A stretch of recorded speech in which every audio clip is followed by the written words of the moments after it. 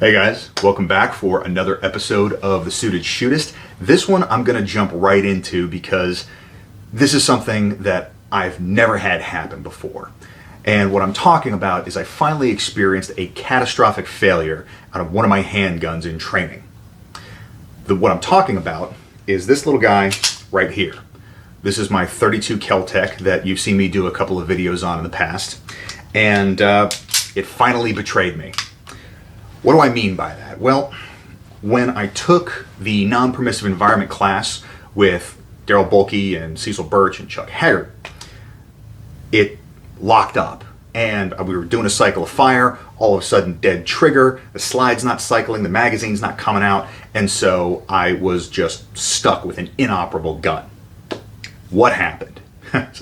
Well, I was finally fell victim to the dreaded rim lock, which is something that will occasionally happen with these .32 pistols.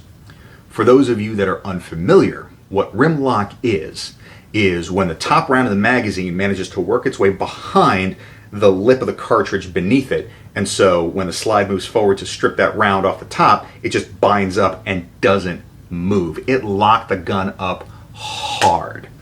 Obviously, in a defensive scenario or in real life, that would have been real bad. That would have been problematic. So thankfully I had this happen to me in training. Even more thankfully, it happened in the presence of legendary lawman Marshal Chuck Haggart. And why I say that is he gave me one of these little nuggets of information that you really can only get from crusty old cops anymore, because this isn't common knowledge in the modern gun sphere. What he told me was this, and this is the secret that I'm going to let you guys in on as well. Not all .32 ammunition is created equal. I was shocked. I just thought, okay, it's all interchangeable. Nope, not the case. Case really being the operative piece of it. The brass dimension, and more accurately the brass profile, is what makes or breaks this. And I'm going to put a couple of images up here to kind of show you what I'm talking about. On the American-made brass, the very tail end of the cartridge, where the primer goes in, is a very square angle, and that creates a shelf that makes these rounds a lot more conducive to rim lock.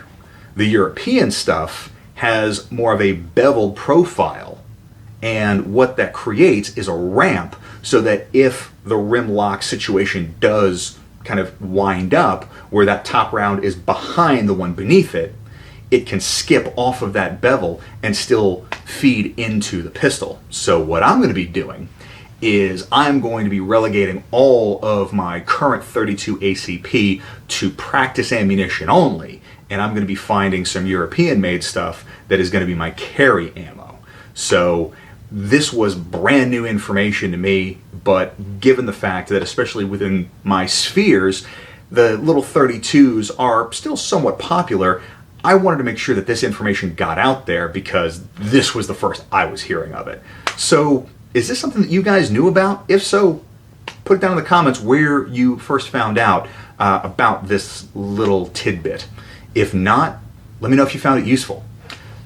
Speaking of, if you do get mileage out of the channel, I have the Patreon that is pinned in the comment below, as well as the Facebook group, where we've got a ton of great conversation going. We're doing some giveaways, some live streams, and a bunch of other fun stuff in the Patreon also. So there's definitely perks to being part of both of those.